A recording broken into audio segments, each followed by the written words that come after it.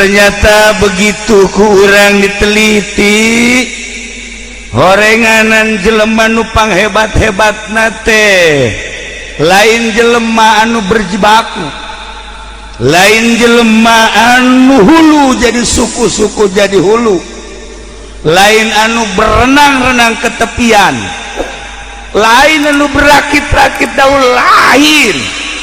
lain anu memeras tenaga, nu berhasil teh horenganan setelah diteliti mah jelema pamalesan. Nu hebat teh jelema pamalesan. Aya ulah dirimpak nu pamalesan. Hah? Lo ngomong atuh sia.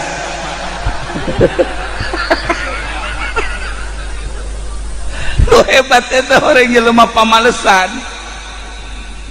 Dele jelema anu digawena ti jam genep datang ka jam genep deui cek urang Bandung teh mah ti mimiti dur subuh datang ka jedar magrib di sawah be teu bogana naon nu berangkat ti isuk balik sore di pabrik hutang nu gede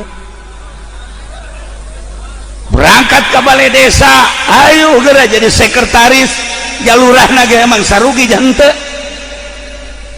nu sarugi teh horenganan ieu dirimpak teh jelema anu pamalesan nu tiloka mamana di dieu aya di dieu nu geus kolot tadi make sorban teh sakara Haji Memi pamalesan eta kan jelema tiloka mamana cicing bae di ieu mobilna loba di sawahna loba sanajan geus dijarual kuari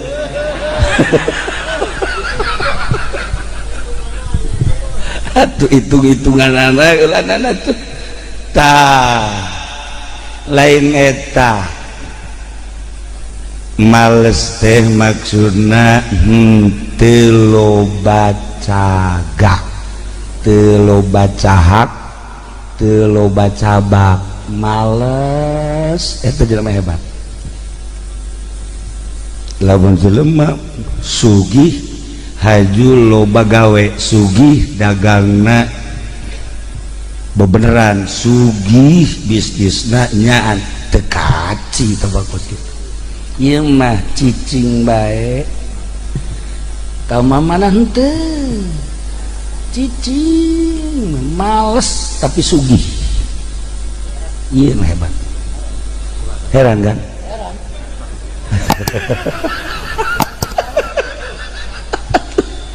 Aya di dieu ge kula menyaho jasa dirimpak tiloka mamana tapi sugih ngabedul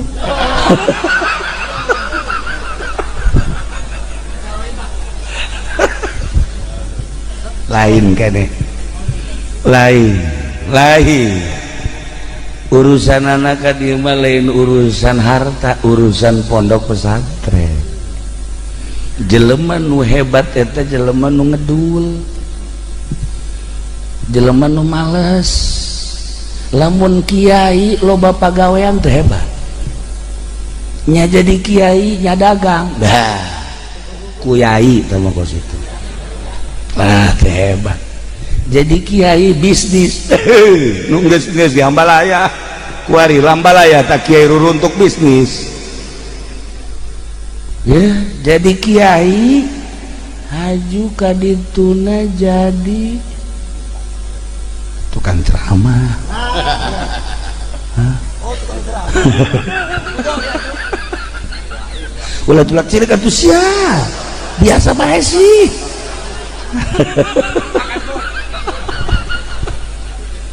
Maksudna teu hebat. Teu biasa bae. Biasa bae tah bah. Jadi kiai nu hebat mah kiai anu ngedul. Kiai nu ngaringkuk. Kiai nu malas. Mantak ayalah pepatah internasional, menggapai apa saja tanpa mengerjakan apa-apa. Eta teh internasional teh. Inggris kan di Indonesia kan kukula. Coba cenah ke Inggris kan, ke bangke. aing waktu bahasa Inggris lah. Menggapai segala apa saja atau menggapai apa-apa tanpa mengerjakan apa-apa. Ialah orang yang paling istimewa. Setelah diteliti di berbagai benua, Amerika, Eropa, Australia, Asia, eta nu paling hebat adalah jelema nu teu pernah begawe nanaon, berhasil, istimewa. Tuh dibantak lamun urang boga anak ngedul hebat.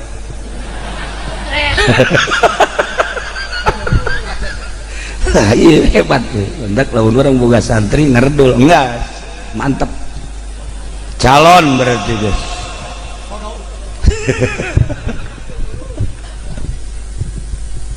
Ternyata horeganan eta teh bahasa wali. Menggapai segala apa saja tanpa mengerjakan apa-apa. Orang akan berhasil sebab teu kaganggu. Ketika jelema ngagegeh pondok pesantren, bagi dua nya jeung bisnis, aya bisnisan otakna teu murni ka Allah. Ngajegang teu ngusuk kitu teh. Lamun kiai nya jadi kiai, jadi pemerintahan ngajegang. Awewe ngajegang bagus, coba sih ieu. Urang neuleuh awewe ngajegang atuh mantap. Tapi neuleuh si ieu mah ngajegang, waduh, ieu mah bangotong terong.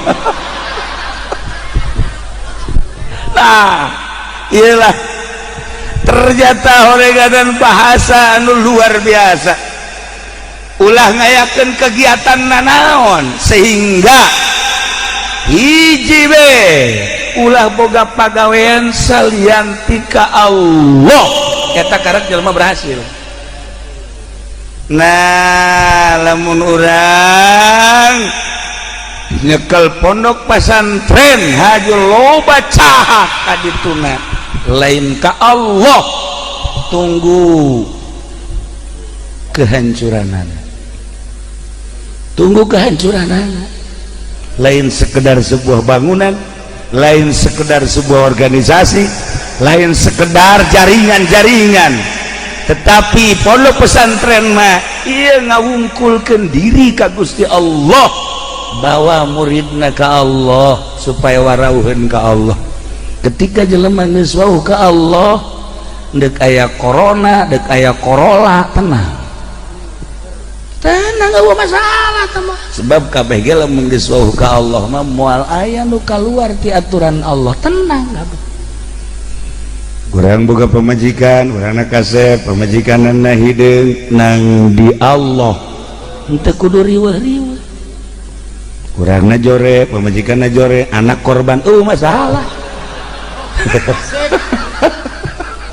Atuh kasep ti mana atuh? Bapana jore, indungna jore. Enggak maksudna menang ti Allah, tenang. Ya Allah ya Rabb. Nah, mun urang nempo silsilah tina silsilah thariqah aya hiji jelema ngaranna Muhammad Hattak. Etanya nama teu boga pagaweana naon, studi ngaji we. Jeung ngaji ge jarawa sakahayangnyana, sakasampeurna, tetapi masya Allah dengan keikhlasan dirina muridna barisa ngaji tur jaradi solihin belah dituna jadi wali-wali Allah. Padahal ngajina malah teu diaranggap urang lembur. Kabelah dina manehanana katinggalina teh bangun cumplang-campling. Cumplang-campling teh artina atuh teu gaul jeung jelema kumaha. Diajak bisnis sekedar seri, diajak berorganisasi sekedar senyum, diajak urusan-urusan dunia nyana mangan sakadar dadah-dadah bae. Sebab boga kayakinanana ka Gusti Allah, lobalah nu mencemooh ka manehanana. Kiai kos kitu mah kurang gaul tuh. Atuh perjuangan tah komo usum kuari mah negara kerkieu mah nya cicing bae padahal mah loba bagian-bagianana bergerak nu di organisasi maju, bergerak nu di dunia maju, nu di modern silakan, tetapi kiai ahli Allah mah doa deh jadi mah tengah penting teh budak ngadoa sorangan tilok mawa batur jeung teu neulecau nya mah ngadoana ya Allah ya Rabbi mudah-mudahan kaji pendek ku galede kita doa tuh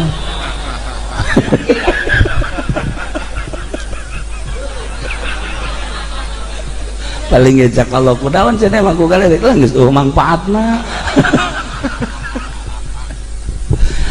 duh iyalah terlupakan aya hamba-hamba Allah anu dipake ka cinta ku Gusti Allah anu sekitarna tidak pernah mentolerir, tetapi hamba-hamba Allah tersebut dipake ka cinta ku Gusti Allah, makhluk langit malaikat kabeh ningali mun teh mah sapulau Jawa nu didelengan si eta hungkul deui kumaha coba nu sejenna mah ngan sakadar lah biasa-biasa bae terlupakan urang ku hadis eta.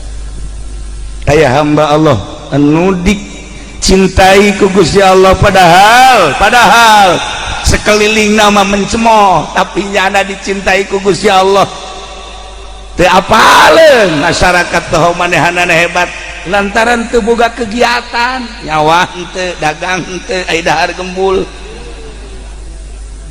Nah iyalah paling hebat eta jelema anu teu boga kegiatan tah aya jadi kiai haju bisnis biasa, jadi kiai dagang biasa, jadi kiai haju manggung biasa, jadi kiai berorganisasi biasa tambahan kegiatan. Coba ge jadi kiai ulah ka mana cicing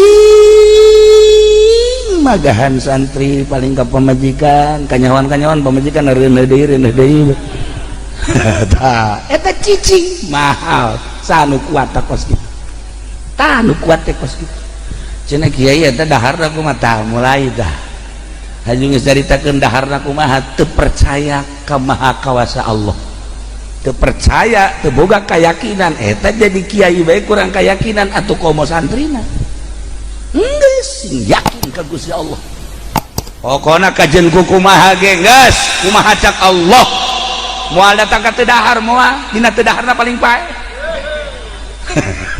siapa eta kos kitu aing ngeri cenah tah ieu mah datang teh terus we madahanana ibadah magahan ngaji naman teh hebat-hebat eta bae nu tadi teh ngaranna ge pesantren hijaiyah ieu atuh eja-ejahan we paling datang ka Ago Ogin doang ieu geus we deui kabelah dieuna nyana berangkat aya undangan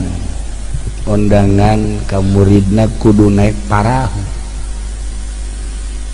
barang berangkat naik parahu di tengah-tengah keur naik parahu aya muridna nu paeh di parahu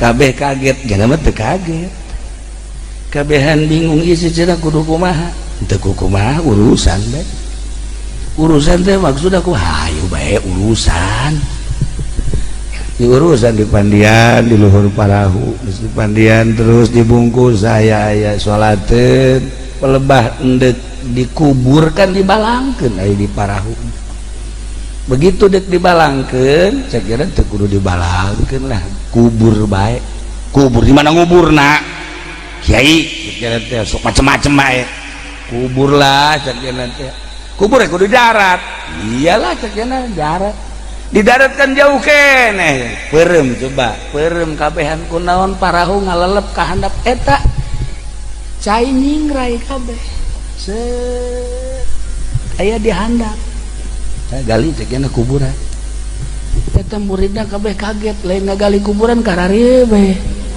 ieu cek ena urang kalelep tah moal ya tah langsung digali kuburan di handap kuburkeun beres ngubur talkin beres talkin selesai kan, selesai naik deh ke parahu, cai aya deui prek kaluhur. Masya Allah, eta karak jelema hebat. Tak kehebatan manehanana teh kulantaran teu loba gawe. Ketika jelema loba gawe moal boga kaistimewaan seperti eta, jelema anu teu boga pagawean salian ka Allah karak seperti eta. Lamun urang nyaritakeun guru-guru urang nu baraheula ketika memperjuangkan kemerdekaan Indonesia, anu ditembak ngebul, udah seret masalah dan lain sebagainya, eta teh jelema nu teu boga kahayang hiji be Allah. Ketika kuari loba kahayang nu di organisasi, nu di pemerintahan, anu di pondok pesantren, ieu buktina kos kieu. Lain nu pinter, lain nu hebat, loba teuing kahayang.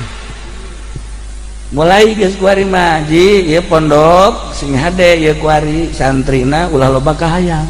Kajeun aya entena mah. Tuh pana juga kitu atuh. Ulah loba kahayang. Nah ieu teh kula jaritakeun hese. Jadi kiai ulah loba kahayang. Jadi aya Ki Nurjaya tah. Ki Nurjaya aya tah ngaji malam Salasa malam Jumat. Kahayangna masyaallah teu meunang leuleuk kebo.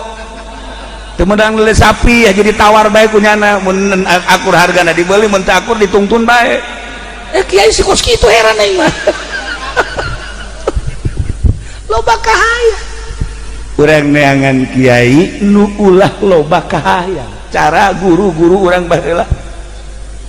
Kiai Prawira guru Abah di Sekong nu mantak hebat muridna jara di kiai tuh Ki Muhyiddin tuh Ki Usman eta Ki Abdullah murid-muridna jara di kiai santero Tangerang Serang Pandeglang kiaina andieu teu loba kahayang cicing. Abuya nu mantak hebat baheula di penjara nyana zaman petilu lantaran kudu bae asup ka Golkar manehanana tetep bae embung akhirnya kan di penjara. Tapi kunaon atuh di penjara aya di imahna aya. Masya Allah, ieu geus sarua aya di imah aya di kontrakan aya. Atuh teh menyayap ngaranna geus kitu mah nyasab. Lah iyalah. Jadi sekali deui menggapai segala apa saja tanpa mengerjakan apa-apa. Itulah orang yang paling hebat. Ternyata lain baik di Indonesia, horegan di Amerika ge sarua, di India sarua, orang yang tidak pernah mengerjakan apa-apa, orang yang sangat berhasil.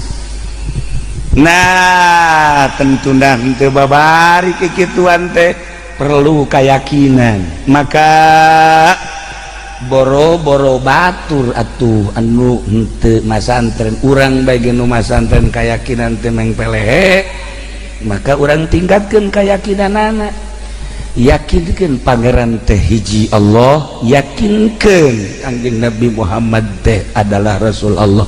Sanajan dirobah rancangan undang-undang tetep bae pangeran urang mah Allah. Andai kata terjadi misal umpama andaina nonde andai katana nonde terjadi atau tetep pangeran urang mah Allah bae hiji. Jadi tenang urang. Nah, hiji pangeran teh Allah anu nyieun langit bumi katut esina, anu ngarobah-robah urang jeung nyicing-nyicing urang, anu merek kahirupan urang, nu nyehatkeun urang, nu ngageringkeun urang, anu ngahirupan orang, anu ngamaotan orang, anu ngarizkian orang. Orang aja tauhid bakos gitu ngeunaheun praktekna mah hese dia. Praktekna mah hese.